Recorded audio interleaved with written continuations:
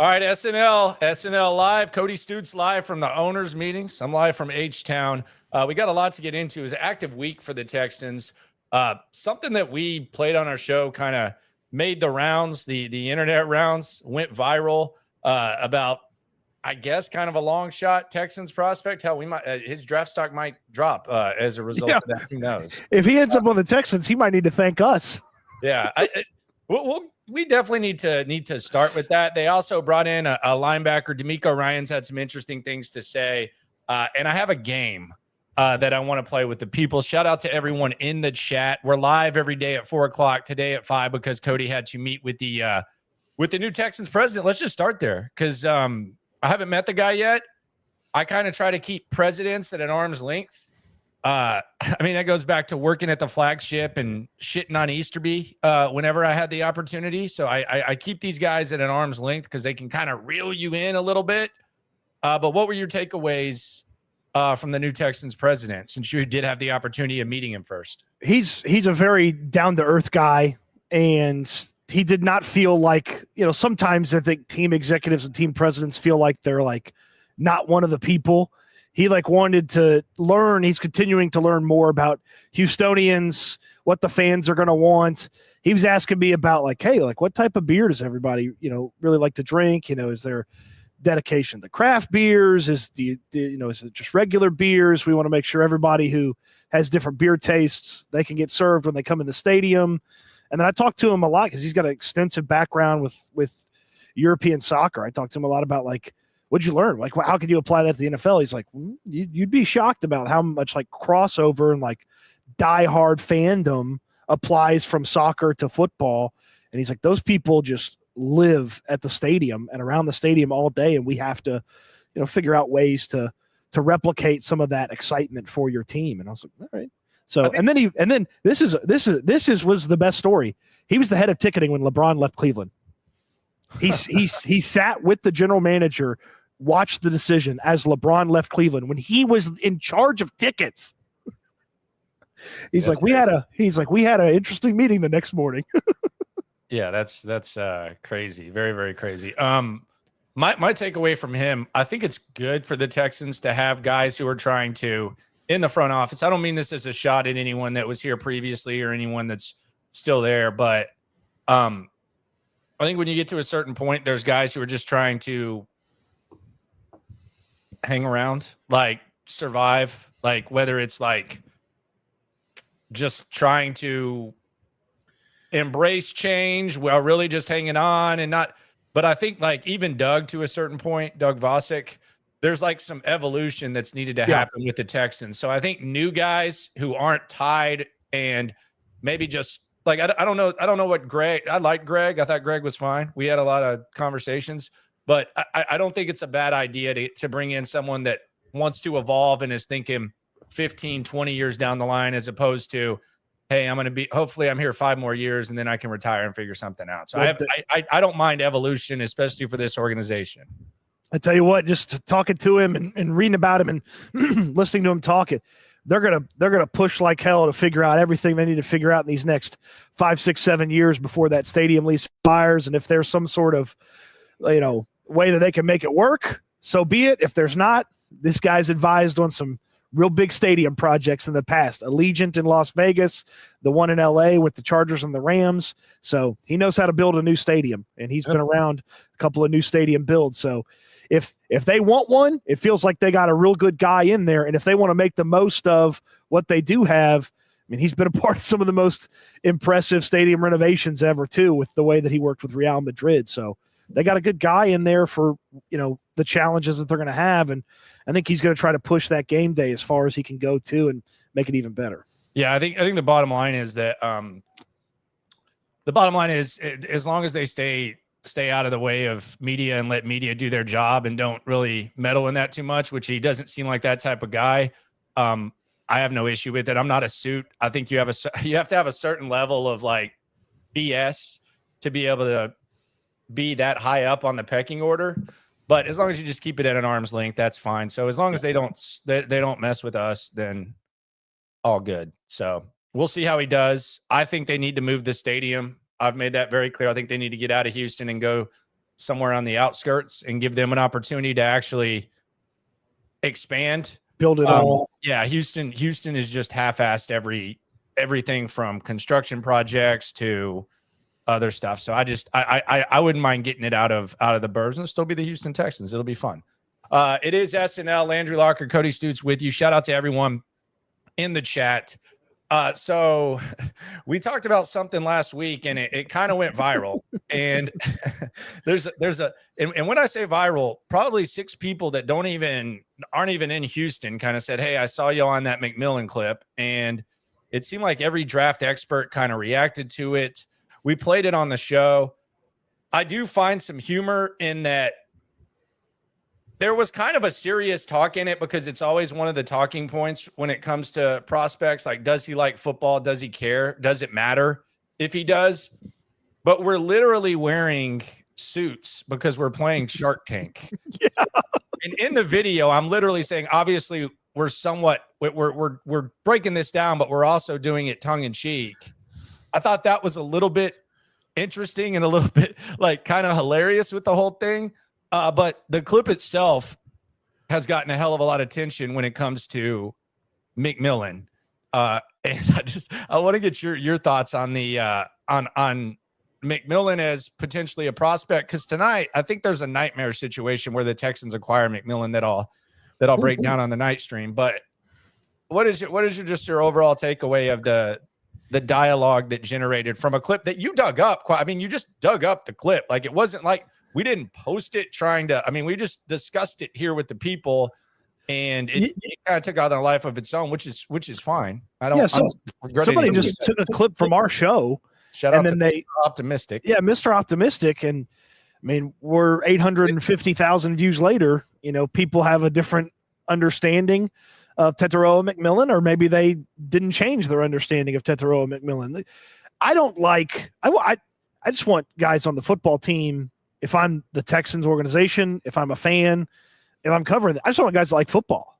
Like, they don't have to be, maniacs that eat, sleep, live, and breathe it, but it came off like he didn't like football. Like, that's what it felt like to me. It came off that if he was really good at lacrosse, he'd play lacrosse. Like, if he was really good at basketball, he'd play basketball.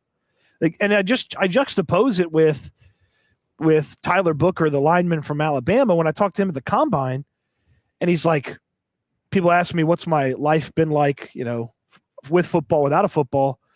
And he's like, since 9 years old, I only love football. He's like, that's all I love. He goes, I love playing it. I love, imposing my will on the other guy. I love just, dominating other humans, taking away their love of football. And like Tetairoa McMillan didn't come off like that. He didn't come off like he loved football. Okay. And then there's elements too about his game that film watching could probably help. And yeah, I know the clip's a couple of years old. Sure. That's fine. Does that seem like a type of guy that changed his mentality on watching tape in 2 years? I don't know. You can see everyone from Dove Kleiman to Warren Sharp to a lot of people kind of worked with it. And it was a Saturday too. So it kind of just like it built. And then by like 5 o'clock on Saturday, it was like, I feel like every draft person had weighed in from, I hate this guy to no big deal. Yeah. It was more so a discussion. It wasn't like anything like crazy. Like it was more so just like an obvious discussion to have. I will say this, like, I don't think that McMillan got like misrepresented. Like, he wasn't. I saw someone said like he got secretly recorded. That was my favorite part, was when people were like, "Who recorded him?" It's his friend on an off-season video. Yeah, it's literally his video. So there was that, and the other thing is, like, from a Texans perspective, because we always localize it, I think DeMeco Ryans likes guys that like football. I feel like he has said that probably like 50 times this year when talking about their kind of guys. We want guys that love football. We want guys. And I asked him a simple ass question when we were talking to him off record. I said, "Hey, DeMeco, like, what's the most fun you've had playing football?" And typical DeMeco, every time I step on a football field, it's fun, all the way from Pee Wee to now, to when I played to when I coach. And I'm just like, okay, like if we're localizing it and we're looking at it that way, if the guy, even if it was 2 years ago, because 2 years ago, like you get asked about stuff that happens 2 years ago. Like this is a guy that's basically putting his own brand out there. The video's out there, which, by the way, that was the other thing that I thought was funny. And we'll get to Warren Sharp in a sec, because I thought he's the one that made the biggest ass of himself. But we clearly, that like on there, it says where the video is. We told you where the video was. Like you can put your own context. I think even on the post, you said that. But if we're localizing it, which we always do, DeMeco Ryans seems to have like an overwhelming amount of obsession with wanting guys to like football. And when you were talking where it was cut, like the clip got cut, because I saw one of you talking about it too, and it seemed like you were getting a lot of support from it, but they cut it off when you say, I love football so much I watched the Tim Tebow game yesterday. So you're essentially saying, I don't want to associate with anyone that doesn't like football. Like that's it. There was a little bit more to it, but I don't think that's something that you just glaze over. Like he's literally, let's just look at the clip. Here's the clip in full. And this is the clip that's kind of making the rounds. You don't watch football? At all? At all. Is it hard to watch film then if you don't like watching football? Yeah. For real? That's crazy. I don't like watching film either. I don't ever need to watch it by myself because we go over as a receiver group. Okay. So, I mean, that's... You know what? You don't watch football? By the way, he volunteers, I don't like watching film. Yeah. Like it's like he says that. The guy, his buddy that's running the camera, is it hard to watch film if you don't like football or don't like watching football? Yeah. Egg, rice. I don't like watching film. Like he just volunteers it. The other thing about it is that it's not like he was getting interrogated, like like they hadn't given him water for 7 hours and they played good cop, bad cop. It's like, you like football? Nah, you don't like football. I don't like football either. They were doing that. It's his buddy in the mess hall in Arizona. Like, I don't watch football. Yeah. Yeah. Okay. And the other thing is, and Dove did say via Texans Talk podcast, great promo. I mean, it's SNL Texans Talk. Doesn't really matter. Like, just cite the clip. Like, cite the clip. And I'm actually a little bit, I don't want to say concerned, but I think it's crazy. And who knows how many times, like when I was on the radio, that something just got wasted that could have gotten that much attention, because that's my specialty, like, is going and digging up stuff from the past. Like, I'm just surprised that with all this downtime and all this draft stuff, and you just simply go look around and get in a rabbit hole about every prospect that you like Ibuka gave out Bibles. Like we looked that up, and like Charlie Kirk, and then we're like big on, like, it's like all types of like stuff. It's like, how did no one even like come across that? It's a 12-minute video. It's like right there. That was what was a little bit surprising with the McMillan thing is that nobody else really dug that up.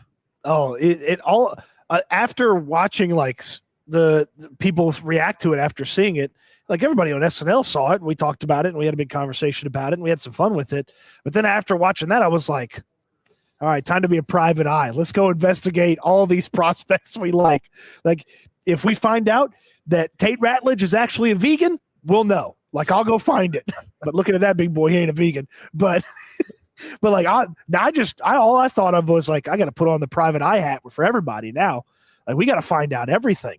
Like, Dane Brugler, when he puts out his big draft guide on The Athletic, I feel like he has a tremendous amount of information, especially on like the background of these guys. I want to go further. I want to get stuff that even Dane Brugler doesn't have on these guys. We're going private eye on all these draft prospects. I made a list while I was on the plane coming to West Palm about all the different guys. I'm gonna go private eye, find out about them. If we find out they don't like cheeseburgers, boom, off the board. See ya. A little later on in the show, I think someone made a real big weasel of themselves. And quite frankly, I think they overexposed themselves. I don't know if everyone really kind of realizes it, but sometimes when you're trying to separate yourselves or add substance to something, you actually end up making an ass of yourself. So we'll get to that a little bit later on in the show. We'll also get the comments from DeMeco Ryans on the offensive line, and also some of his comments that led Cody Stoots live from the owners' meetings to believe that perhaps there's been a major shift in a position of need on the depth chart. We'll get to that later on in the show, but first let's talk about the depth signing that probably got a little more attention than most depth signings over the weekend. The Texans have signed EJ Speed of the Indianapolis Colts. Speed, a very vocal guy when it comes to what he's had to say about the Texans lately. I know CJ Stroud and him have kind of gone back and forth, which is friendly competitiveness. The Texans add EJ Speed. It was about this time, like it was about this time last year, right? When Stroud was on $1 million worth of game and he was talking about EJ Speed. He was like, why didn't you do anything in the game? If you didn't like it, why didn't you do anything? And that's where, the podcast back and forth. Of course, CJ didn't have his own podcast like, failed linebacker crew does up there in Indianapolis. Yeah, and that was a real popular topic. So the EJ Speed thing is interesting because I do think it's important for them to have linebacker depth, for the Texans to have linebacker depth. But this does not impact anything significant at the top of the depth chart at all. I think EJ Speed in 6 years has started 36 games. The scouting report, not necessarily scouting, but the feeling I got about EJ Speed, and this is two steps. Number one, sitting behind the Indianapolis Colts beat, which I think is one of the most underrated. I always say this. I think it's one of the most underrated, knowledgeable beats in the NFL. I think they do an excellent job of covering their team. And you've kind of seen like Zach Kiefer's like now the head guy at The Athletic, and he kind of started there. And I think a lot of guys have kind of followed his lead, and they're like really good sources of information. Stephen Holder, all those guys, Kevin Bowen. But the report that they were basically making fun of him, saying he should be a full-time podcaster, was kind of the joke last year. But the report I got was he's a decent player. He'll make some big plays, but there's penalties, there's missed tackles, and he was probably a little bit overexposed as a full-time starter. Now, there will be some people that will kind of push back, and they'll say, "How can you say that he's not a full-time starter? He had 146 tackles last year." All right. Could I interest you in a stat just to put in perspective how much that really matters? Like, and I'm not sitting here saying it's always the end all be all, because you'll see some of the best linebackers in the league at the top in tackles. But can I interest you in a stat to kind of put in perspective what 146 tackles really means? Yes. So the Texans signed Neville Hewitt in 2021 in free agency. Neville Hewitt's not a full-time linebacker. We know that. Now, he's improved, and he's at times held his own when he's been called upon, but I think we would all agree that Neville Hewitt is a reserve linebacker, good depth guy, and really, really good on special teams. Is that fair to say? Fair to say. Before the Texans brought him in, he had 134 tackles. And so, like, it's not like saying he had 146 tackles. That sounds awesome. It's top 5. He was also the last 2 years top 5, top 3, depending on which advanced metrics you look at, in missed tackles. So I think EJ Speed's a good signing. You look at the annual value, if you want to follow the money on top of those stats, the annual value is about $5 million, which is about the same of Mario Edwards Jr. and Derek Barnett and Laken Tomlinson. And we look at those guys as just bodies. So the depth is important, but this is not like any significant change to the linebacker room. Furthermore, it has no impact on Christian Harris, because Christian Harris is way better of a football player than EJ Speed when he's healthy. However, the fact that when he's healthy is such a big if, that shows why there's so much importance for EJ Speed. But they're not touching, I think, not at least trying to get a productive final year of his contract out of Christian Harris would be one of the dumbest things that the Texans could do, unless there's like something we don't know about the injury or about what they think about him. So I don't think this impacts like the top ends, the Aziz, the Christian Harrises, the Henry To'oTo'os, but I think it's a good depth piece. much like bringing in Barnett was, and much like bringing in all these other guys that they got $5 million on. I think the fact that he has a cool name, EJ Speed, and the fact that he has a podcast, and we've talked about him a lot more, makes it seem perhaps like a bigger deal than it is. It's just a depth deal. Yeah, I do wonder if his name was, EJ Barnes. If it feels like it's cool. EJ Speed's a real cool name. Like, also, I don't know where they get EJ from, because his government name is Elbert Martin. I like it. Maybe he's Elbert Jr., so it's EJ Elbert. Oh, Jr. there you go. That's actually a good call. That's actually a good call. Typically the J is Junior. Tarleton State, where he played his college ball. Yes, he did. And he's done a good job of being a reserve guy. Yeah, he's a good depth guy. But the tackles, he misses a hell of a lot of tackles. Christian Harris finds himself in Noah Brown territory heading into this year. They know what he can do. They'd like to have him on the team, but if he's not healthy, if they can't put him on the field, maybe they move on from him, just like they did with Noah Brown. Noah Brown was a better football player than every receiver that wasn't Diggs, Dell, or Collins. Noah Brown was better than all those other guys that ran out there at wide receiver last year, but he got hurt in training camp again, and they moved on from him. And so that's kind of where Christian Harris is to me, is especially in the final year of his deal. It's like, if he gets hurt again, if an injury pops up and it lingers longer than they expected again, okay, thanks for coming. See, I disagree, because I think the wide receivers, they thought it was really good on the top end. That's not necessarily the case at linebacker. So I think that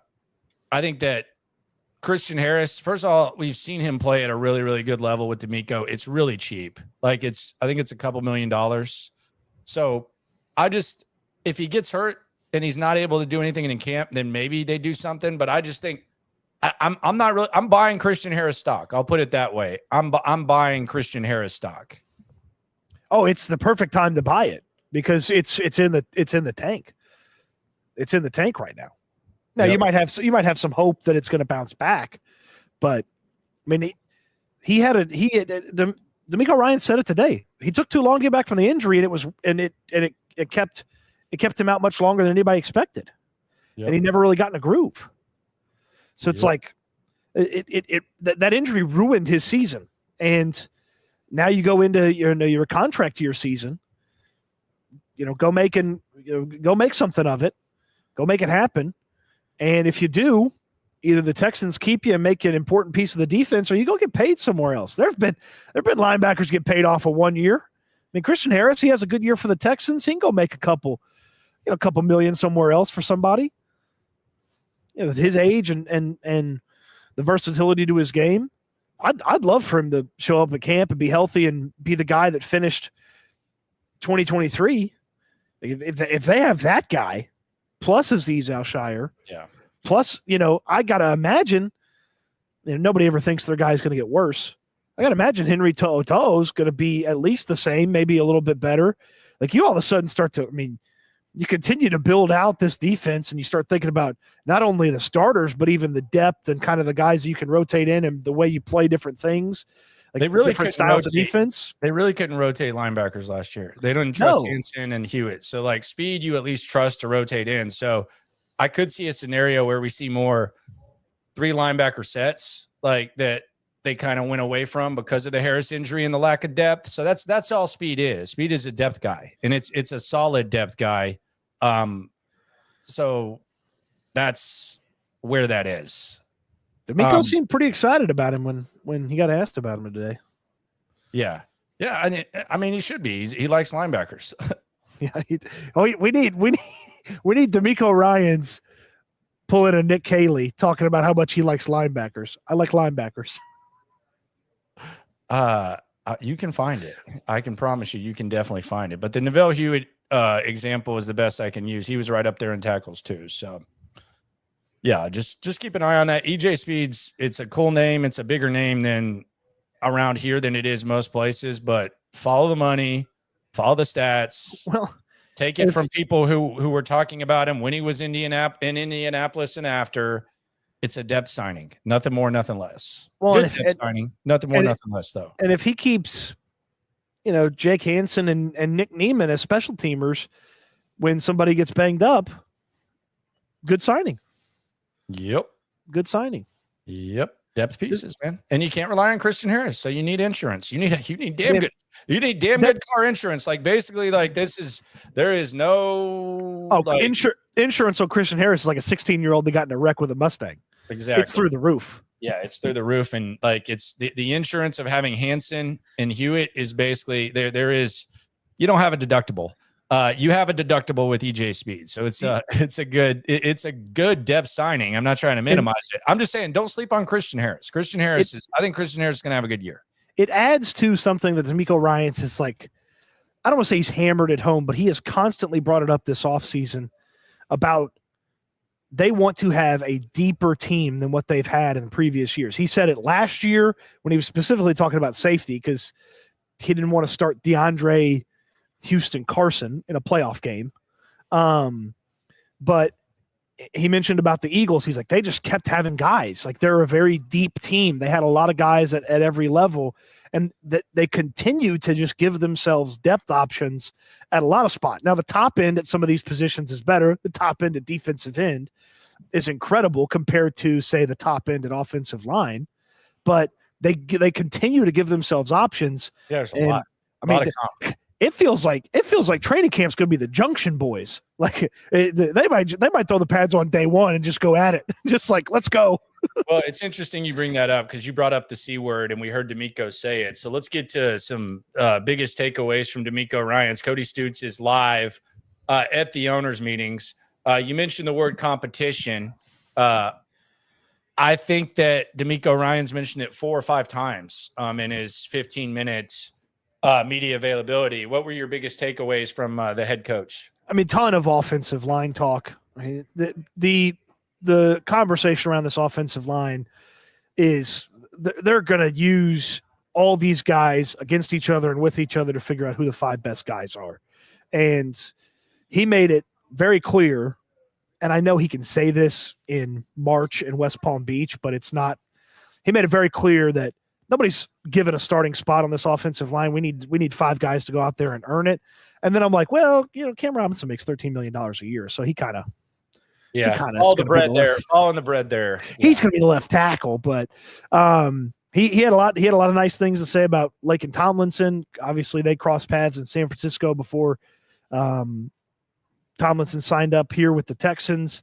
But the one that I just kind of was like, I kind of raised my eyebrow, and when you get 15 minutes with the coach, you do get the opportunity to dig into some a little bit down the pecking order comments. Let me see if you read these comments on the 2 new wide receivers, the honkas, as we've termed them. Let me see if you vibed on this conversation about the 2 wide receivers that the Texans added via free agency the same way that I did. Here's DeMeco Ryans West Palm earlier today. Shown the ability to be a really good punt returner in the league, so expecting to see that from him, but also not just punt return, but he's also showing up, making plays in the slot as a receiver. And Watson has just been one of the most consistent guys in the league. Plays fast, plays the game the right way, so I'm excited to add him. Bigger receiver, plays fast, tough, physical, so excited to add him to our group as well. I'm excited about Watson. I actually, like, as far as camp, my eyes are going to be drifting over there, kind of seeing what he looks like. I don't know about Berrios. You notice he did mention he makes plays in the slot. So the notion that, multiple guys making plays in the slot they would shy away from. I think that's a lower level version of the discussions that we've been having in free agency and heading to the draft. But yeah, I think these 2 guys are 100% ahead of John Mechie and Xavier Hutchinson. Yes. Because what does John Mechie not give you that Braxton Berrios gives you? Special teams usefulness. Yep. And what is Xavier? One tackle against the Cowboys, which that was as much Frank Ross as anything. And what does Justin Watson have present in his game that Xavier Hutchinson hasn't had present in his game? Consistency.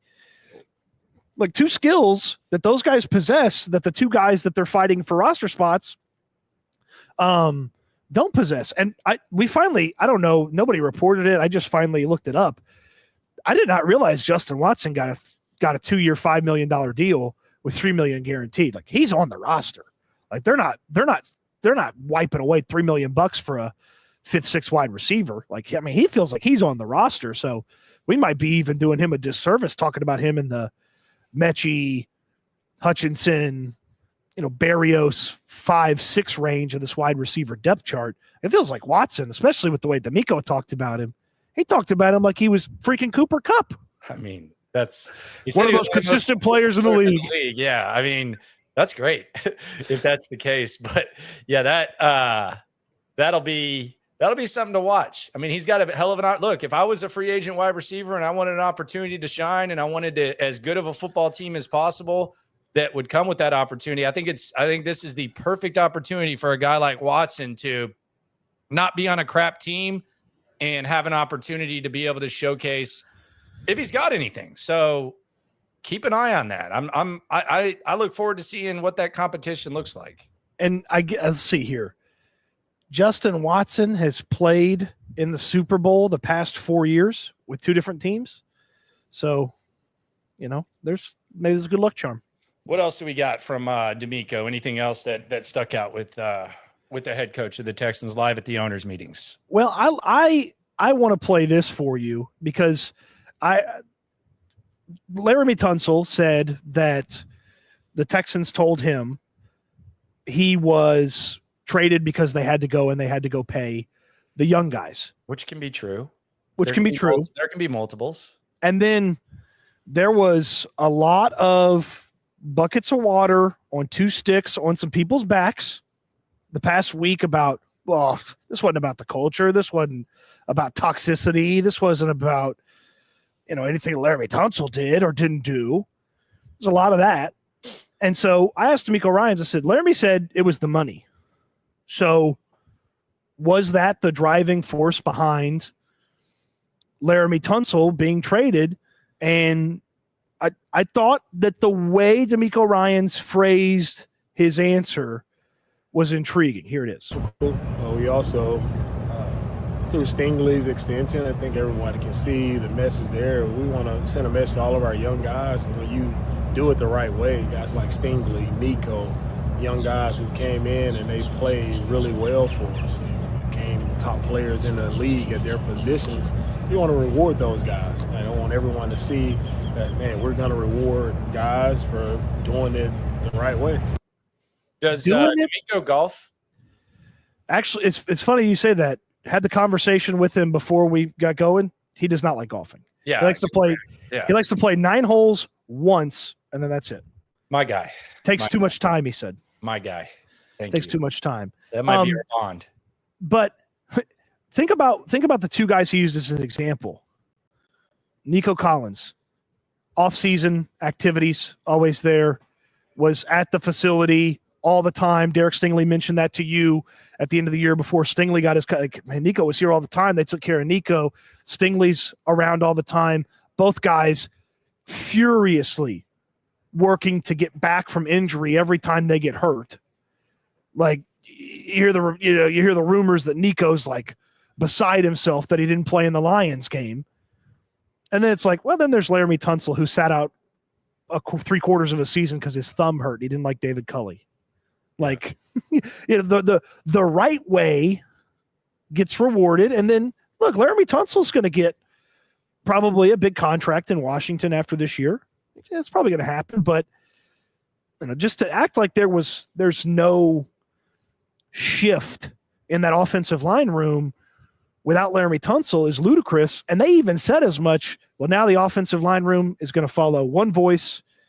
And when you say it that way, there's an inclination that there were multiple voices last year. And it feels to me like the example that Laramie Tunsil set was not the example they wanted that offensive line room to have. And now they got a couple grinders in there. They're just like showing up, busting their ass, trying to play as much football as they can in Laken Tomlinson and Cam Robinson. And even Cam Robinson is a great example. Like, he was kind of a loaf when he started in Jacksonville, and then he sort of dialed it in when he realized, like, oh, they're trying to replace me every year. Like, okay, well, let's figure this out and let's improve. So it's a different. Dialed it in. He was better after, they were drafting tackles, felt like every year to replace the guy. Yeah, and then he kept the job. Dialed it in. Well, he dialed it into the max amount of his ability. I dialed it in, though. That's what somebody in Jacksonville told me. He dialed it in. So DeMeco did also say, in the spirit of fairness, he said that, the culture problem was not a thing with the Texans offensive line. He said but that's not what he said. Well, that's not what he said. He said there was no toxicity. Yeah. He didn't say there was no culture problem. He just said the offensive line room was not toxic because they went to dinner together. Yeah. but even if you want, however you want to take that quote, my overall point, here's my overall point. And you know me, like I approach this expecting DeMeco Ryans to not always tell me the truth. And it doesn't hurt my feelings. I think there's a balance between listening to what DeMeco says and listening to what he's not going to say. If you're going to believe that DeMeco Ryans, even if there was toxicity, even if there was a culture problem on the offensive line, if you believe what DeMeco Ryans says whether he dismissed it or not, let's pretend he did, then you believe that the offensive line wasn't that bad last year. Because in season, he said, because in season, he literally said, well, I think it's just you guys tend to kind of harp and focus on the negative. There's been some great stuff going on with Shaq Mason and Kenyon Green and Titus Howard. So I think there's a balance to covering these coaches. And as long as you have the expectation that A, you're going to ask them the tough questions when they need to be asked. B, they might not answer the questions and they might get pissed off at you and might not be honest. And C, sometimes they will tell you stuff when they don't necessarily mean to, and you just kind of take it for what it is. That's fine. But you're in a very dangerous area if you're going to take anything that DeMeco Ryans says, especially about a player, as the gospel. He did not say anything bad about Deontay Johnson. He did not say anything bad about Steven Nelson. He did not say anything bad. I've never heard him say anything bad about any player. He's a very pro players coach. So I think you take that with kind of a grain of salt. You read between the lines. And sometimes he kind of gives you hints. We bring in guys that blah, blah, blah. They didn't bring in Tunsil. So it's kind of, he was there. They inherited him. Yeah. So you kind of take it in, and he was a fine player, but it's definitely different. But yeah, logistics. And this is the other thing that we got. We're kind of revisiting something that we've already talked about, but it's topical, and it's the last day before draft month, by the way. Mm-hmm. But the Tunsil thing, even if he was the perfect model guy, they were still probably going to have to get rid of him because of the logistics, the financial logistics. So that is true. That's 100% true. Here's the other thing that I thought he said, if we're kind of reading between the lines, that I thought was weird. And I think this might be symbolic, because when he was talking about, and I thought I was going to have to leave you alone when you were talking about Laken Tomlinson. I think you have him in the Ring of Honor. My God. DeMeco just has to give you a 40-second soundbite about Laken Tomlinson, and you're ready to order the customized. Oh, I'm sorry. Guard talk. Of course I was in. I had to ask.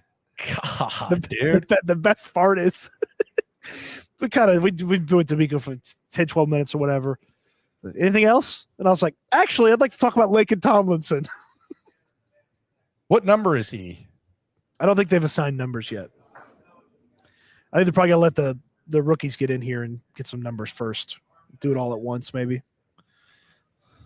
Okay. That's a little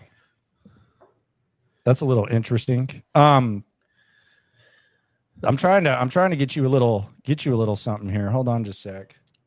Let's see what we got. Let me pull this up real quick, dude. What are you looking for? I'm trying to find you a little. Let's see. I don't know how much you're trying to get. Dude, the customized jerseys are hard to come by these days. Let's get you a customized hoodie. Do they have? I know what you're going to ask. Do they have Cody size? Oh, they don't have Tomlinson yet. Dang it! You're out of luck, Cody. Yet. Don't sit here and act like you didn't want to see him play football over Kenyon Green. No, yeah, that's an interesting point. So the point I was making about Tomlinson, though, and shout out to everyone in the chat. We appreciate y'all for joining us on a Monday, the day before draft month. Shout out to Matt Marr, who's super chat. He showed up late to the party. What have I missed? You got caught up pretty quick, I think. The chat caught you up. And So then you got some good our stuff. McMillan clip went viral. Yep. We kind of think the clip stands for itself. Yep. The EJ Speed thing, kind of a depth thing. Don't sleep on Christian Harris. Cody's falling in love with Laken Tomlinson. Yep. And DeMeco Ryans seems to like these new Honkus. receivers a little bit more than maybe we thought. Yeah, the honkas. Anyway, the Tomlinson thing I thought was interesting because DeMeco said this. And I do put stock in this because I can speak DeMeco, bro. I can speak. I have gotten to the point. I cheated my way through Spanish. It's one of my big regrets. My daughter's actually learning 2 languages. She probably knows more Spanish than me right now. What's the other language? My other language? No, DeMeco. She's learning? Is English and Spanish her 2 languages? Is that what you're saying? English and Spanish. Oh, and, okay. Yeah. I thought she was learning like French or something. No. She's learning English and Spanish. The nanny speaks Spanish. So I speak DeMeco, and I cheated my way through Spanish, but I already speak better DeMeco than I do Spanish. And I can read between the lines of what DeMeco says. And when he was talking about Tomlinson, I thought this was interesting. You want me to play it? Play it, yes. A unique mindset, an old school mindset, type of throwback mindset. He's going to be out there. He's working. I've had the luxury of working with Laken before, just seeing him work up close and personal. Really great teammate, phenomenal teammate, going to bring great energy to the group. And as you mentioned, he is that Iron Man. He doesn't miss a lot of snaps. He's reliable, a reliable guy who's been out there, and it means something to him to be out there. He's a really good leader. Excited for our guys to just see how Laken works, and I think he can help our young guys, JP, Juice, Titus. He can help those guys out as well.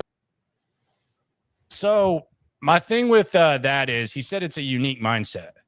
The mindset that Laken Tomlinson has. It's really not. Like, and that it's not like there's offensive linemen. Like play that. Just the first 10 seconds of that clip. A unique mindset, an old school mindset, type of throwback mindset. He's going to be out there. He's working. I've had the luxury of working with Laken before. Right.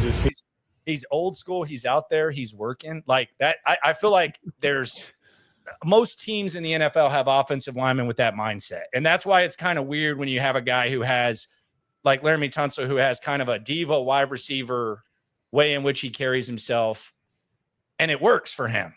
But it's not normal. Like Trent Williams doesn't do that. Joe Thomas did not do that. Like you look at most of the left tackles, they do not have that. Like Laramie Tunsil is gifted enough and smart enough. Maybe like hell, Laramie Tunsil can probably buy the hotel you're staying at. Like by the time he's gone, he's going to be able to walk around and jump and all that stuff with his kids. So shout out to him. But when he says it's a unique mindset to work hard and just show up and be a grinder, it's unique here. It was unique to the Texans. Yes. Like that's what I took away from that. Cause that is not unique when it comes to offensive linemen. I promise you, like most teams have a few guys like that with good offensive lines. Yes. I would definitely agree with that. Uh-oh. You have company.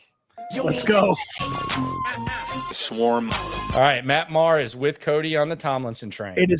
It's not even a train. It's one of those things where where one person pumps the other side. It's like one of those that goes down the train tracks that you see in like old cartoons. It's not even a train. It's just one of those. Like it's me and Matt Marr. we don't even have a whistle. Oh man. I don't know how I turned into the guard talk guy.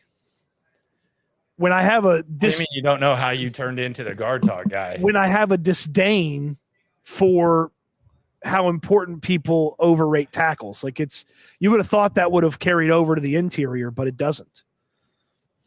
Yeah. Yeah, I would agree with that. But yeah, I thought DeMeco had that to kind of add with what he said. Any other takeaways from DeMeco out there live at the owners' meetings?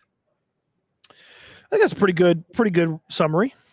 Pretty good summary. And you talked about the president. Was there anything else that you saw from a local perspective that maybe the people would like to see? Anything else like Texas? Well, I think this is just a funny element of being here, and it's not something that was present really last year, but to a small extent it was. But a lot of other reporters came over to DeMeco at the coaches' breakfast. A lot of Philly people wanted to ask about Kenyon Green, and then wanted to ask about what he thought about CJ Gardner-Johnson. And it's funny is he answered the first question. And then as more Philly people showed up and came over, the answers got shorter. And then he joked with one guy. He's like, somebody already asked that. You got to be quicker. But then he still gave the guy the answer. And so after the Philly people kind of had their fill, in like a good mood or something? He was in a very good mood. And then after he had the Philly people, then it was the Washington people came over, and it was like Tunsil question after Tunsil question after Tunsil question. He was just kind of like the answers kept getting like, doot, doot, doot, doot. And I'm sitting there laughing, like, because I could tell. I mean, I know he's been asked that question for the 6th time. Yeah, five times from people that don't cover him on a regular basis. And then it was tush push questions, and there was just general reporters out there for the tush push questions. And so, but that was funny, as he'd answered kind of the Laramie thing, it kept getting smaller and smaller from his response. You ain't never hate. Sean Storm. Sean is in the, so it's a 3. It's a party of 3 with the Matt, Sean, and Cody are in the and DeMeco are in the Lake and Tomlinson. Hey, get in before the line starts in the club. Get in before you got to pull the I know the owner card. So there you go. Sean G says the Tomlinson train is running. However, the route has no stops, just an unfinished rail off a cliff. Hey, he starts every game. It's weird. It's really weird. It is the most fascinating free agent I've ever seen in my life. Everybody thinks he sucks, but he always starts. So good for him. Maybe that is kind of unique. That is unique. If DeMeco wants two different fan bases think he's useless. Yeah, sometimes fans are harsh, especially the offensive linemen. But it is what it is on that. Other news around the NFL. So Stephon Diggs got his new contract. He basically got the contract that was voided. Pretty much. It's pretty much the same. I saw one of the aggregators. I want to give him credit. I think it was Ari Myrov said it's basically a 3-year deal. No, it's basically a 1-year deal. Yeah. So basically it's a 1-year, $26 million deal. Yeah. So it's basically what it was last year. Like, had the Texans decided we want to bring him back this year, it's essentially a 1-year deal. So, and to Stephon Diggs' credit, props on him for no harm, no fouling. Like, because when you tear your ACL and you're 31 years old, like, I know I thought, man, there's no way he's even getting the deal that he had before. But you find a team, rookie quarterback, maybe a team whose ass you've kicked a lot in the past, multiple times a season, maybe a coach who knows what it's like to not value the wide receiver and maybe trade away a wide receiver when you have one. And it's kind of the beginning of the end of your coaching era, and bada bing, bada boom, no harm, no foul for Stephon Diggs. So credit to him. It's good. It's a good job by his agent to get him $26 million guaranteed. And if he plays out the deal, he's going to get a good amount of money. I can't imagine he's seeing that 3rd year. The likelihood of him seeing 2 years is pretty high. Speaking of wide receivers, Tet McMillan, we talked about this. I don't even want to. Andrew, hold on. Don't call him Tet McMillan. He doesn't like to be called that. Whatever. I've said this. I don't even want to be friends with someone who doesn't like football. So if an NFL player doesn't, and I saw the Cowboys put up a video of Blake Ferguson, and he was like bragging about not watching the Super Bowl. And I was like, dude, no wonder you've fallen off so much. Like, I can't believe you're bragging about that, dude. So they were like, the McMillan thing, but he'll have to answer to it. The interesting thing about this from a Texans point of view is I think they care the most about guys liking football. That's the only thing that I think is interesting. Like, whether he does or doesn't, I think that they care the most about these types of guys. And the other thing is, you're not, and we said this 100 times, or at least I did, you're not a finished product at 19. You're not even a finished product at 25. So No. whether it's true or not now, I do think like that was clearly how he felt. Like he wasn't joking. He was dead serious. Like that was how he felt at 19 years old.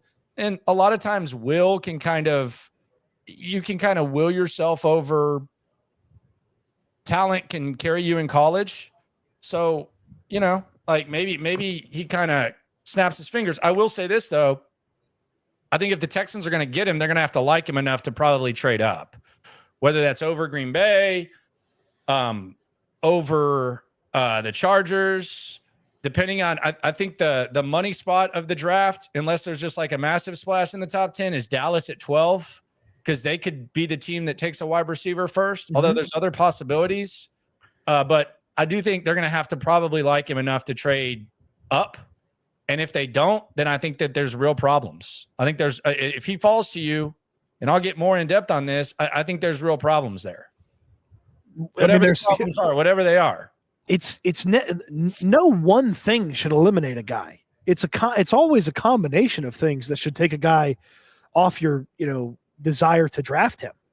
Like if Ted McMillan was Malik Neighbors, he could say, I think football's stupid, but I'm good at it. And I'd be like, draft him. He's awesome. But Ted McMillan's, I liked 9 wide receivers in last year's draft more than I like McMillan. Yeah.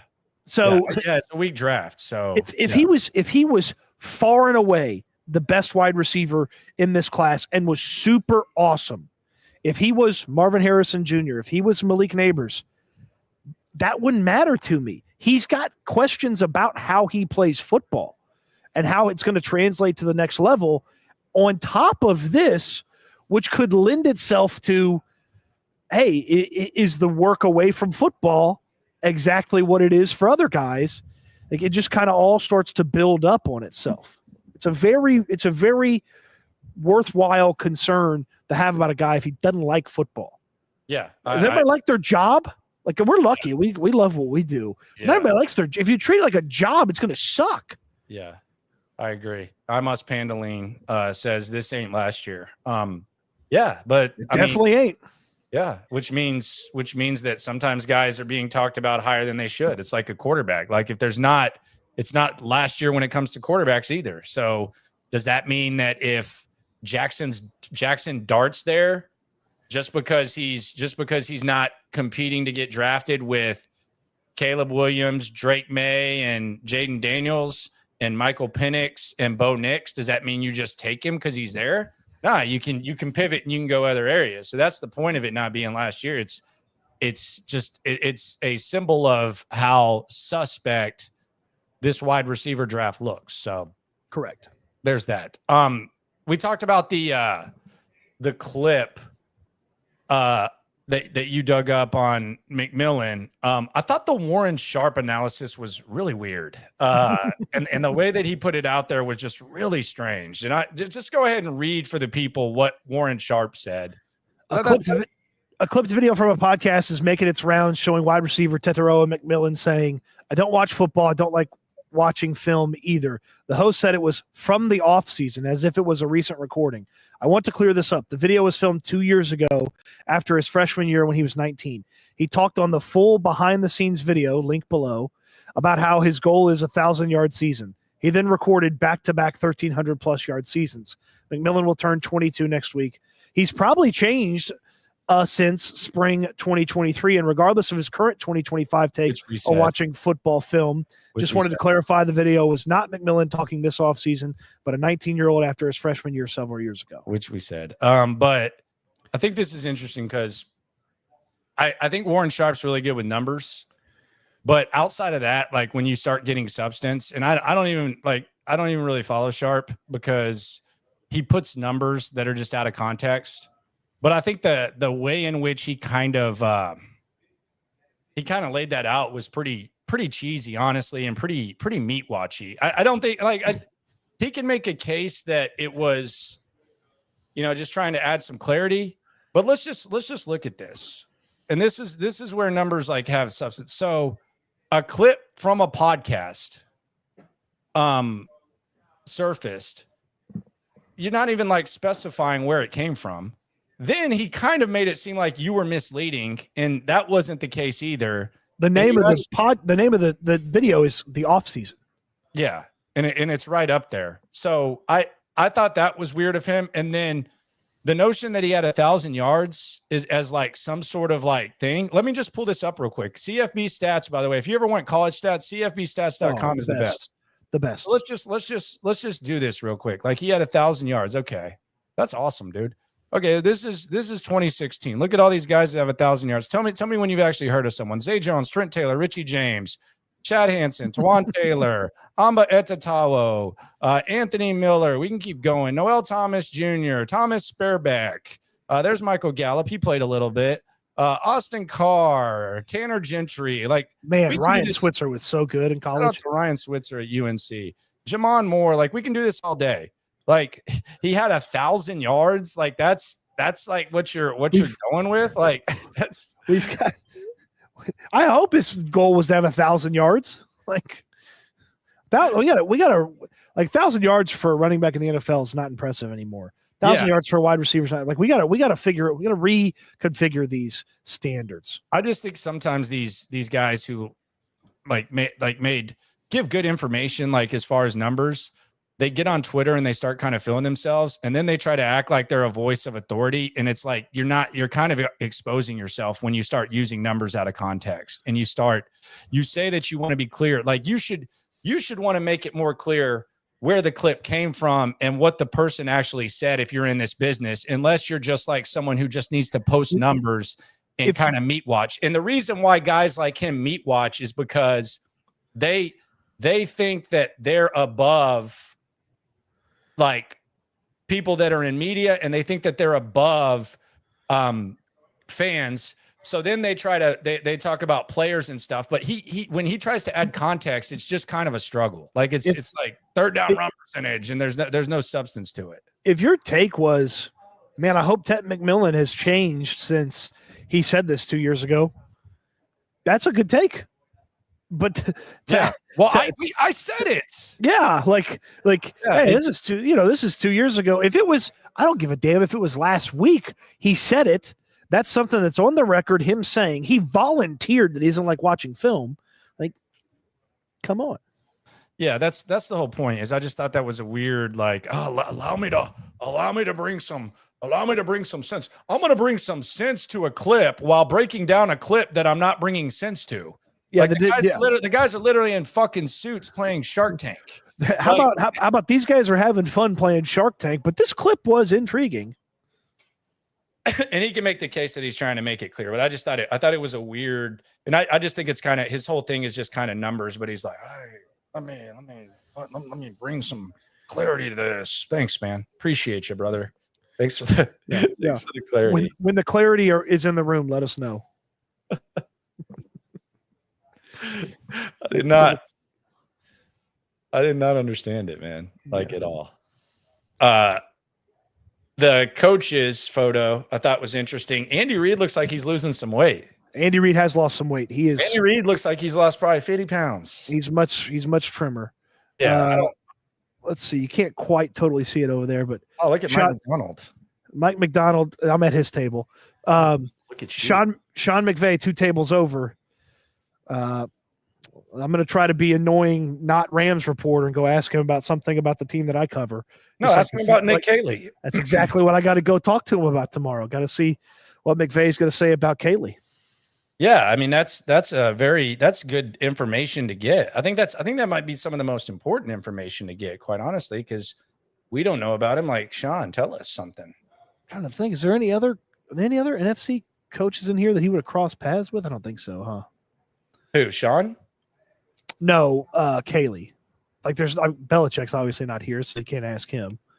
McDaniels isn't a head coach anymore. Just trying to see if there was any other coach that had some sort of connection with him, and I don't think so. New England kind of stripped things, man. Yep. New England kind of stripped things. Yep. So that kind of happened. We gotta figure something out too here. I watched your video. It was very nice to see you on the scene, but I I got to ask you about this bit. Like, what? Oh boy, here we go. What are we doing here? Like, what's the situation? I get it. Like, the palm trees tell us that you're relaxed and living a good life. Like, you got the hammock in the background. So I thought this was nicely done. Shout out the hotel that you are at. Casa Grandview. Okay, Beautiful place. Which you can go watch Astro spring training there and stuff. So that's cool. But here's what's confusing. Did we really have to take it this far? Like we got overthink central here. There's by me or you? Because I'm trying to get this vibe. Hold on, let me get my chair back here a little bit more. Yeah. There we go. So with that comment from DeMeco Ryans, it kind of feels to me just showing you can like get all your relaxing looking going at one of these guys who started a lot at college. Guys who've played a whole lot of football and played a lot of football at a like high I'm on the best level. therapist couch again, ever. those big program guys like Georgia. I feel like you're dying, dude. I feel like there's a fine line between relaxing and dying. It looks like you're kind of dying, dude. Well, that's because I'm fat, Landry. If I was in shape, I would have done it from the pool with my shirt off. Did anyone go in the pool while you were out there? I was thinking, like, I couldn't imagine like going to try to get like a nice swim. Do they have a hot tub? The pool's heated, but they don't. They don't have a hot tub. They don't have a hot tub at Casa Grandview. The place next door does. Okay. Yeah, I saw a little lay down. I was like, "What's Cody doing here?" I was gonna get in the hammock, but that's not fat guy friendly. Come on, get in the hammock. That's not fat guy friendly. Nah, get in the hammock. Let's see. It definitely works. I've seen multiple people get in hammocks. Yeah, but Tomorrow you got to get in the hammock. No, I'm not getting in the hammock. I'm not getting in the hammock. How much would it take for you to get in the hammock? I'm if the people really want it, I'll try, but I don't want to break the hammock. Do you want Cody in the hammock or not? Yes or no? Yay or nay? It's probably going to be a lot of yays. We got to someone says just do a Boy Scout's knot. But there ain't enough knots to make it work. Yeah, everybody wants you in the hammock, man. All right, I'll get in the hammock. Yes. It's strong. I'll get in the hammock. It's strong. You're good. Yeah. And when I fall out, you can all laugh at me. Well, hopefully it's just like a spin fall and not like a. Yeah, if I break it, I'm going to feel bad. I'm going to have to pay for it. So I want to play a game. I'm going to throw a game on you. Oh, someone says a hammock's not strong. Don't know. I want to play a game with you. And this is off the cuff. So there was a photo yesterday. The annual look how skinny Andy Reid is. Yeah, he's lost a lot of weight. How many of these coaches are gone next year? Ooh.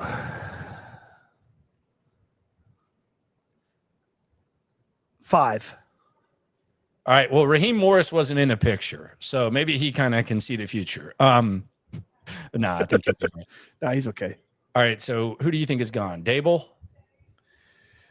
Dable? McDaniel? Callahan.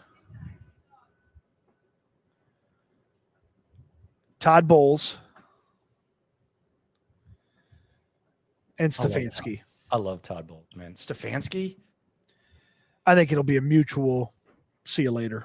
Yeah, he's an awesome coach. He's 2-time coach of the year. Big fan of him. And then the owner today is like, we're done with Deshaun. Like we took a risk. It didn't work. We're done with them. Yeah, he kind of stated the obvious, didn't he?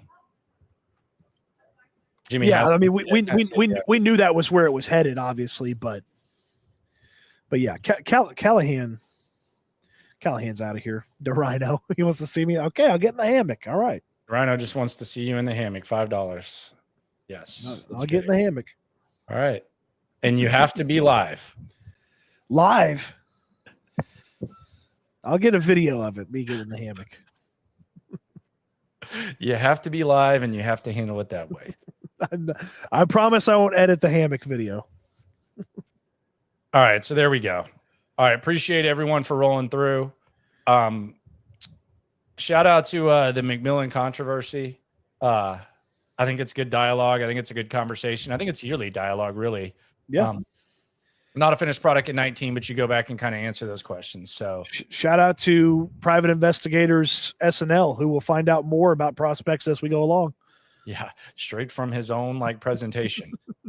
Yeah, we really had to Yeah, dig for that one. this isn't some anonymous scout that's like, I don't know if he likes football. Yeah. It's like it's him being like, I like watching film. Basically his own hype video. Like it's not a hey, this happened to be like an interview that someone asked and he was in a mood. It was basically his own hype video about the offseason. So yeah, see how it goes. Appreciate everyone for coming through.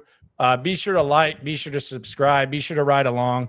We're working on memberships. We'll get those up by the time the draft begins. Also, we will have a draft party. We got to figure out where, but it is going to happen on a Saturday, and it is going to be fun. It is going to be day 3, and it will be after long-ass streaming. Probably about 14 hours combined, maybe more when you talk about the regular channels. So we'll have you covered. You don't need anything else. That's it. That's all you got to do. And always remember, when it comes to this Texan stuff, we're all in it together. Eat good, sleep good, be good. We'll talk Texans again soon. Thanks for watching, everybody. Moment of silence for the hammock.